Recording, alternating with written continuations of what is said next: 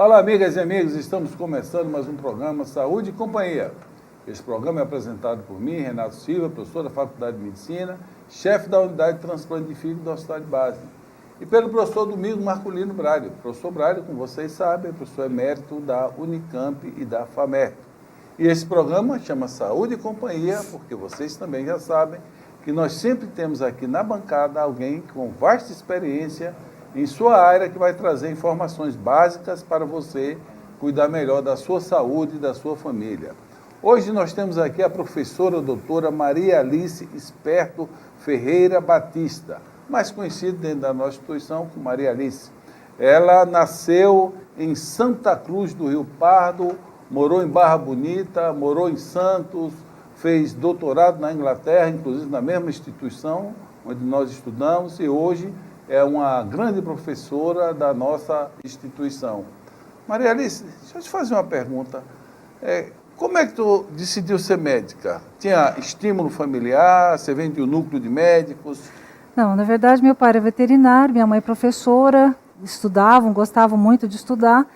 E eu gostava muito da área medicina, eu sempre desde pequena dizia que eu queria ser médica. Mas eu me interessava muito para ajudar. Eu sempre fui uma pessoa que adorava ajudar as pessoas.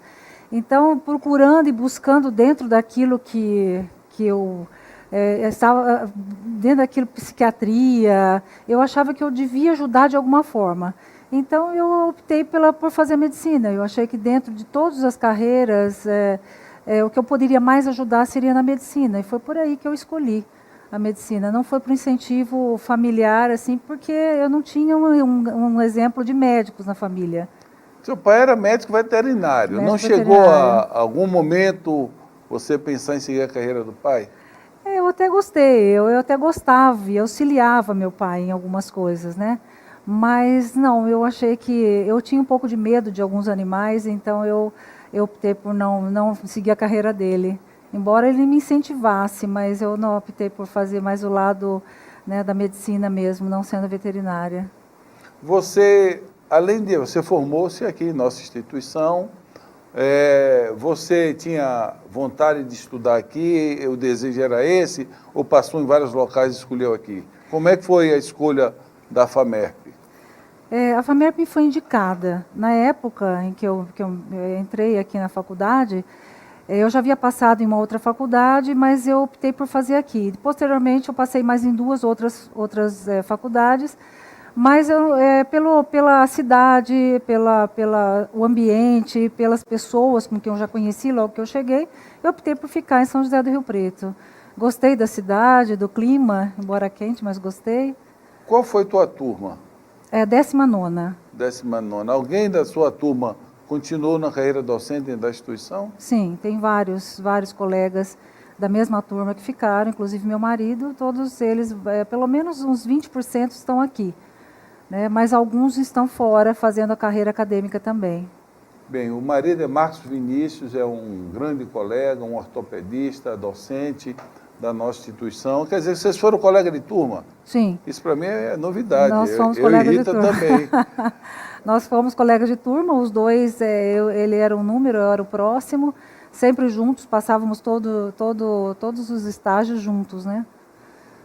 Eu e Rita também. Quantos anos vocês estão casados? Vai fazer 20 anos esse ano. 20 anos, bom tempo. Mês que vem eu faço 37. Nesse período de vocês começaram a namorar, e sempre isso aconteceu comigo e com Rita, né? Qual a especialidade? Eu já nasci para ser cirurgião, não tinha dúvida que era cirurgia. Né? Rita chegou uma época a pensar em psiquiatria. Chegou a ter uma influência assim de um do outro na escolha da especialidade, não? Não, porque nós não namorávamos durante a faculdade, Renato. Nós viemos, depois que eu voltei da Inglaterra, nós éramos grandes amigos, e depois nós nos aproximamos muito mais depois que ele terminou a residência e eu terminei o meu estágio na Inglaterra, né? Fiz meu fellow lá. Então nós nos aproximamos, mas não teve influência nenhuma. Eu tive grandes influências por outros, né, grandes mestres, né, e por isso Dr. Afonso, Dra. Débora, Dr. Mário, Dr. Horácio, foi quem me incentivaram a continuar. Dr. Carlos Cury, E eu gostei dessa área e por isso escolhi a especialidade. Quer dizer, vocês começaram a namorar depois de formados? Depois da formatura. Eu e Rita, não. No 6º ano, nós já estávamos com 2 filhos, casamos estudantes ainda. Maria Alice, dentro você já citou aí alguns mestres que te influenciaram na tua escolha da especialidade, não é? Que às vezes é muito simples para um profissional, para outro não. Mas o que é que, além da influência desses grandes mestres que você teve, o que é que te marcou que disse, não, eu vou ser nefrologista? Você tem isso em tua memória? Sim. Nós tínhamos no 4º ano o Clube do Rim, comandado pelo Dr. Carlos Cury. E ele sempre pedia que a gente traduzisse textos, e na nossa época não existia Google Tradutor, não existia nada disso, e eu que traduzia. Como eu tinha uma boa base do inglês, eu traduzia para a maioria dos colegas. E nós apresentávamos, e eu comecei cada vez mais a gostar do assunto, né? O rim e vias urinárias. Naquele momento, depois de um ano passando e traduzindo os textos, eu falei, não, isso aqui que eu quero. E fui pedir um estágio, né? Foi quando o doutor Bezas, saudoso doutor Atanásio Bezas, ele me recebeu de braços abertos, junto com o doutor Horácio, a doutora Cristina, o doutor Mário, e eu fazia estágio desde o 4º ano da faculdade. E você, então, foi nessa época, no 4º ano, aí que você já decidiu que eu ia fazer nefro. Eu vou aproveitar aqui para contar uma história do Bezas. Assim que eu vim morar em Rio Preto, eu nunca esqueço isso, eu peguei um táxi no aeroporto, eu estava morando aqui há pouco tempo, não o conhecia ainda, e cheguei no hospital de base, o motorista me perguntou, o senhor faz o quê aqui? Eu digo, eu sou médico. Ele disse, o senhor conhece o doutor Bezas? Eu disse, conheço, é meu amigo aqui. Ele disse, então, só vou cobrar metade da corrida, que ele que salvou minha vida. Ele era um homem muito querido, foi um homem muito importante para a medicina de Rio Preto, que Deus o tenha. Maria Alice, eu queria te fazer agora uma pergunta. Quais são os primeiros sintomas que o paciente sente que ele deve procurar um médico? Dizer, opa, devo estar com algum problema no rim. Mas você vai responder no próximo bloco, que agora nós vamos para um pequeno intervalo.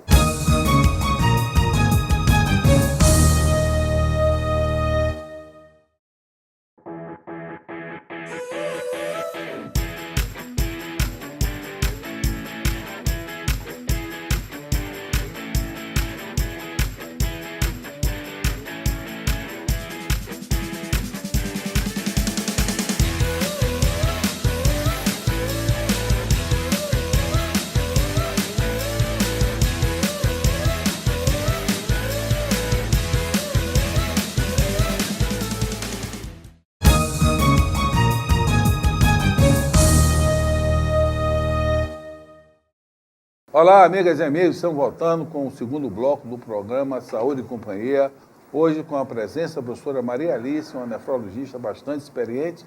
Eu perguntei a ela, para vocês que estão nos assistindo agora, quando é assim que o paciente deve pensar, opa, será que estou com algum problema nos rins? O que é que esse paciente se sente?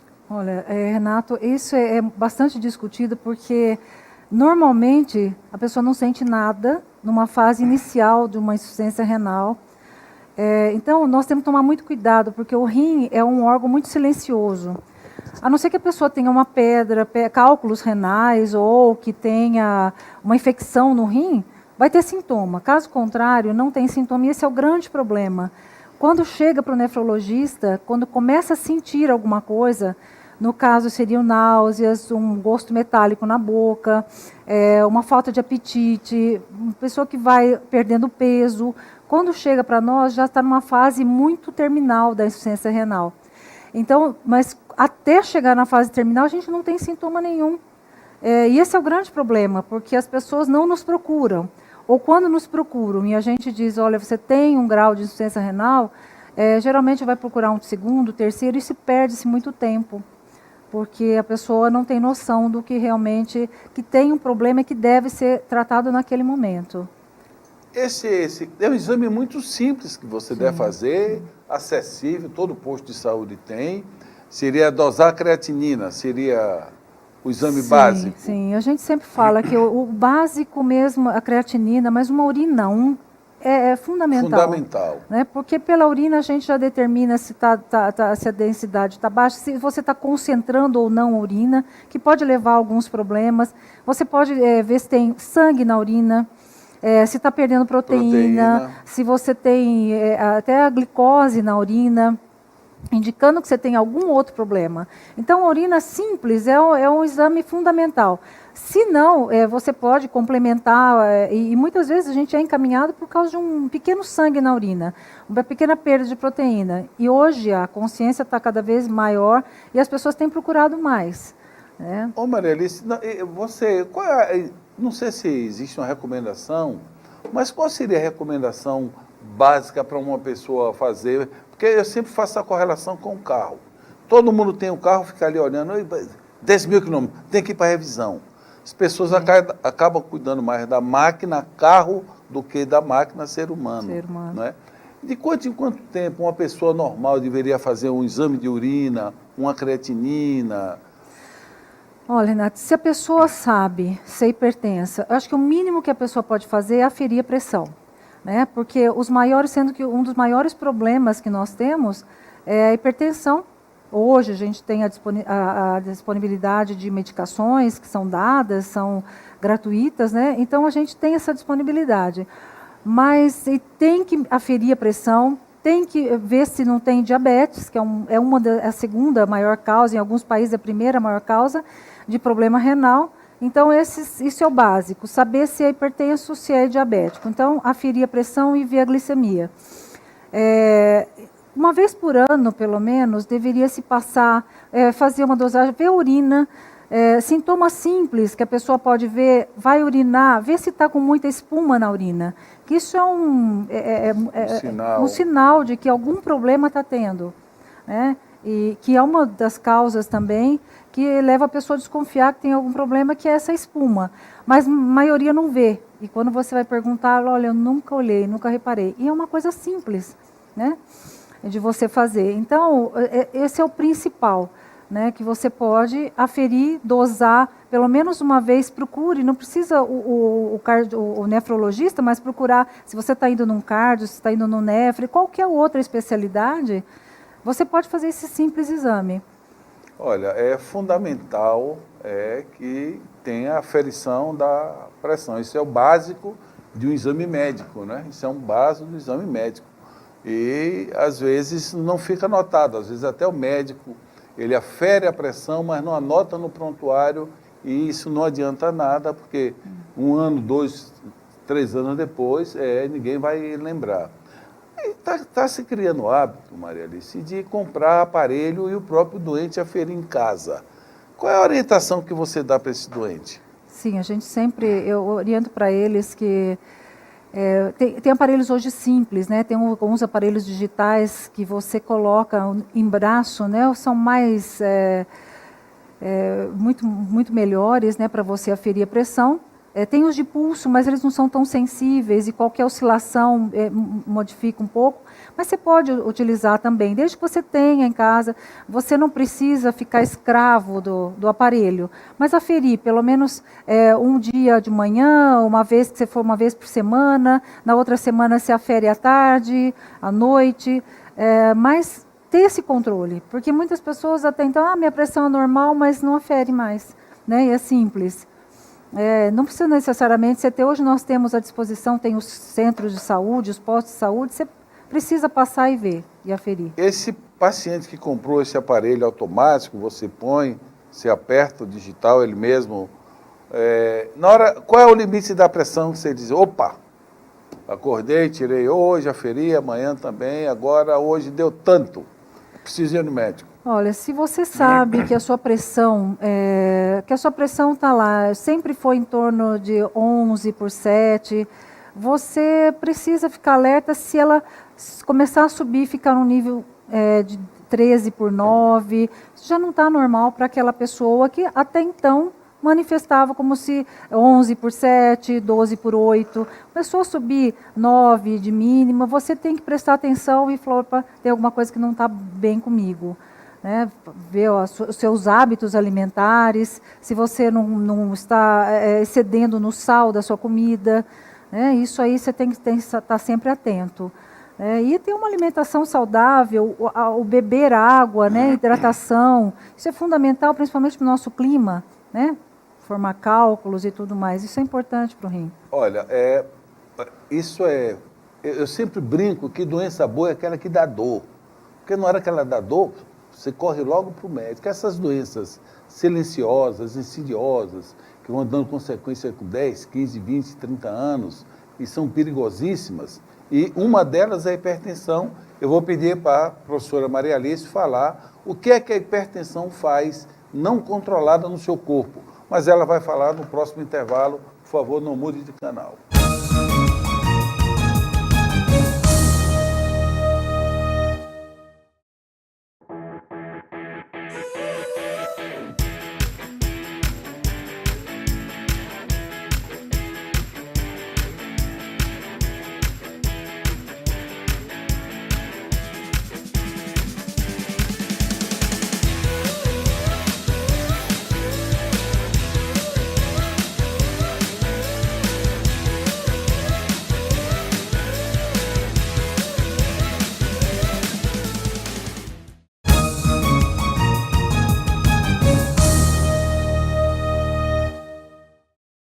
Olá, amigas e amigos, infelizmente estamos voltando com o último bloco do programa Saúde e Companhia, e a professora Maria Alice está falando aqui de uma doença extremamente perigosa, que é a hipertensão. A Organização Mundial de Saúde aponta que os latino-americanos até 2030 vão morrer de problema de diabetes, hipertensão, AVC e câncer. Então, a hipertensão ela vai ficando ali, você não controla, e de repente o que é que vai acontecer, doutora Maria Alice? Então, ao longo do tempo, o que a pressão alta vai fazer? Principalmente, vai comprometer os vasos, né?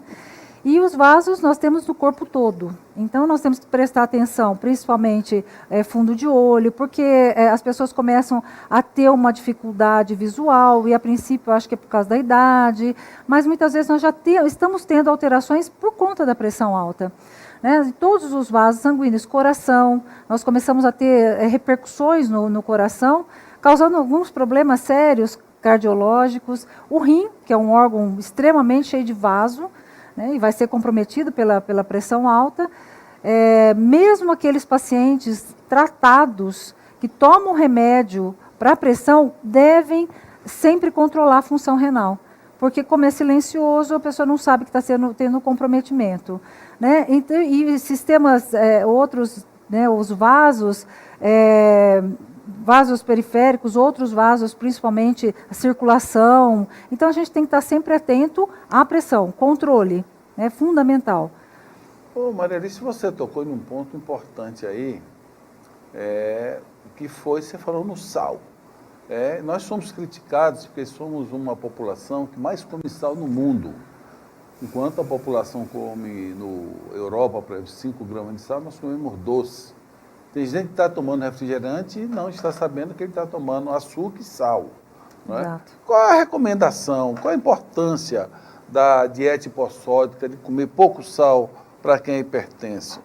É fundamental para que você não eleve cada vez mais os níveis pressóricos.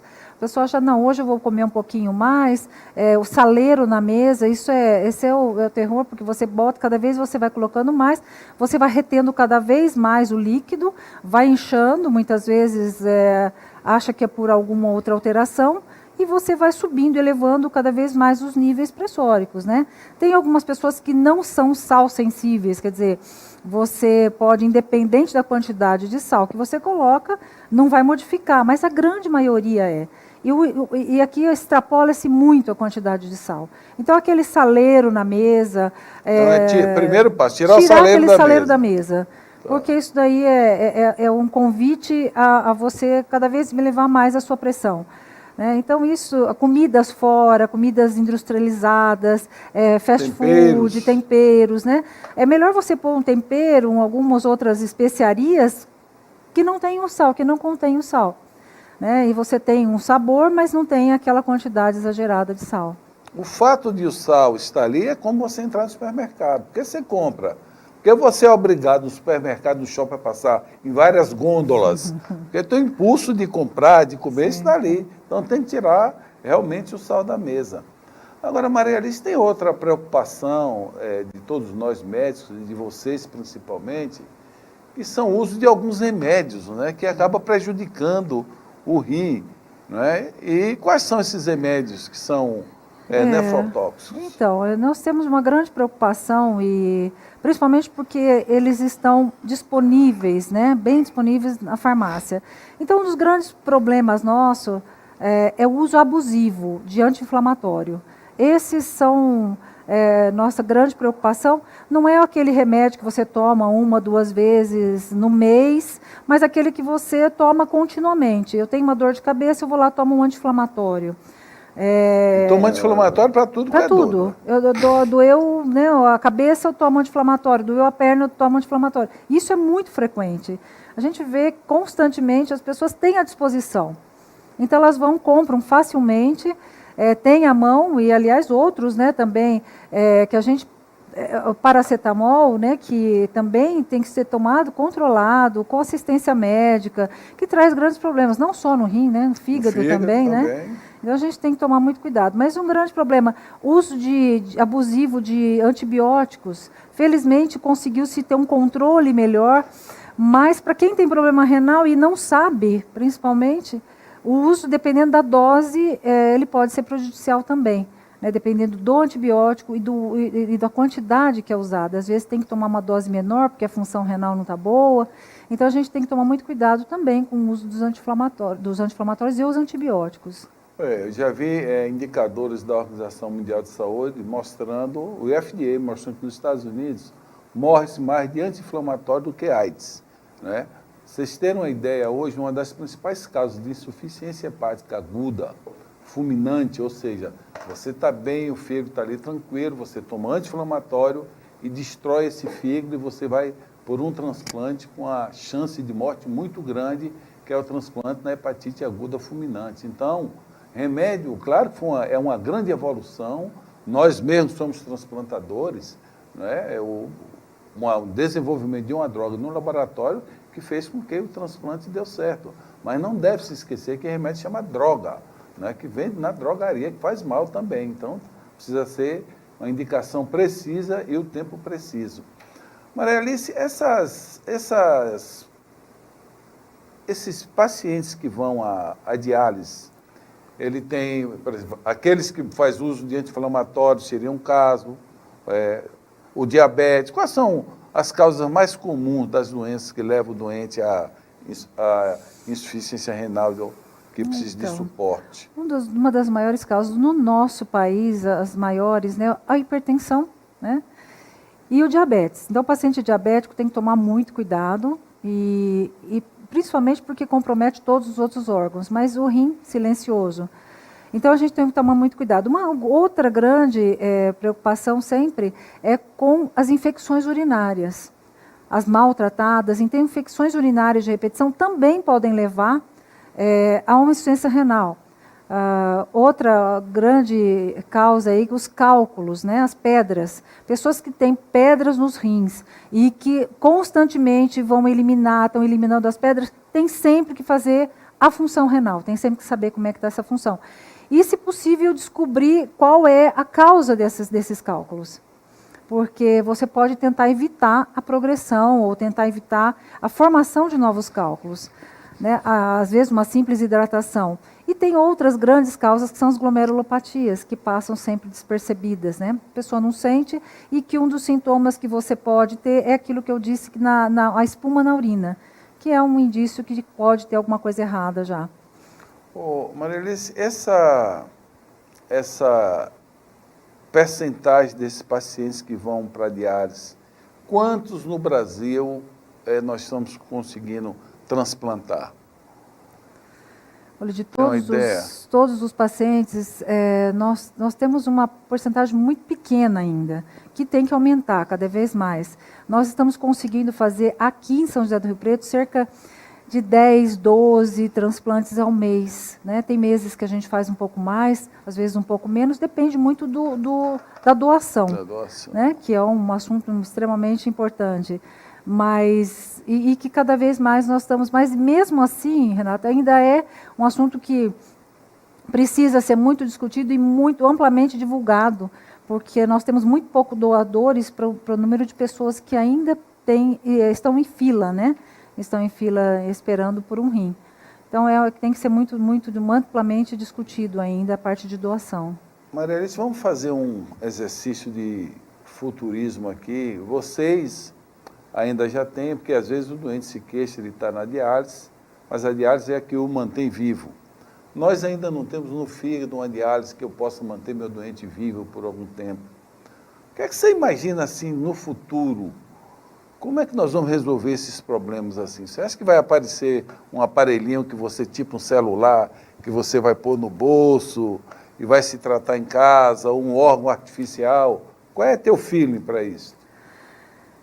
Está sendo estudado, né, Renato? A gente já sabe isso, muita gente tem perguntado, né, sobre o rim biônico, ou que tem saído hoje. E isso ainda está sendo estudado. Eu espero que isso seja o futuro, porque nós temos muita gente precisando da diálise e nem todos estão conseguindo ou chegando lá, mas eu acho que o futuro é isso. Nós temos até o nosso trabalho aí de células-tronco, tivemos alguma evolução, mas ainda no nosso país, em termos de pesquisa, a gente precisa de muito incentivo e precisa se estudar muito. Mas nós já tivemos algum avanço em termos de células-tronco, um rim biônico, como você falou, você coloca ali e você anda com ele, mesmo em termos de diálise, né? Hoje em dia a gente tem melhorado muito. As máquinas hoje são digitalizadas, muito diferente de quando eu comecei a fazer residência, mas acho que nós temos evoluído, mas ainda tem muito que ser evoluído ainda, tem muita pesquisa ainda para ser feita, para se colocar em prática, né? Sem dúvida, eu acho que ainda vai chegar um tempo que vão dizer assim, poxa, mas existiam aqueles médicos que cortavam a gente, trocavam o rim, trocavam o fígado, como era que fazia isso? Que coisa absurda. Hoje se resolve com células-tronco ou com um aparelho simples qualquer. Mas a medicina é isso, a medicina é a verdade de hoje, e o mundo evolui rapidamente, e a função do médico é atender bem o doente, pesquisar para dar maior qualidade de vida e mais quantidade de vida. Maria Alice, deixe uma mensagem para o nosso telespectador, por favor. Eu gostaria de alertar para a população, de uma forma geral, que busquem, principalmente, alertar as pessoas que vocês conhecem, que são hipertensas, principalmente as que são hipertensas diabéticas, que procurem auxílio médico. Qualquer indício, uma urina com uma cor diferente, mais vermelha, mais marrom, ou com cheiro forte, que procurem encaminhar e orientar as pessoas conhecidas, as pessoas próximas, que procurem no mínimo um clínico, né, pelo menos um clínico, para que ele possa orientar se precisa, se há necessidade de ir para um especialista, um nefrologista, no caso, ou não. Mas isso é fundamental. Hipertensão e diabetes é uma das maiores causas e tem que ser melhor orientado. Essa mensagem final é fundamental. Hipertensão e diabetes são duas doenças extremamente graves, você precisa cuidar com muita atenção. Paz e saúde a todos. Boa semana.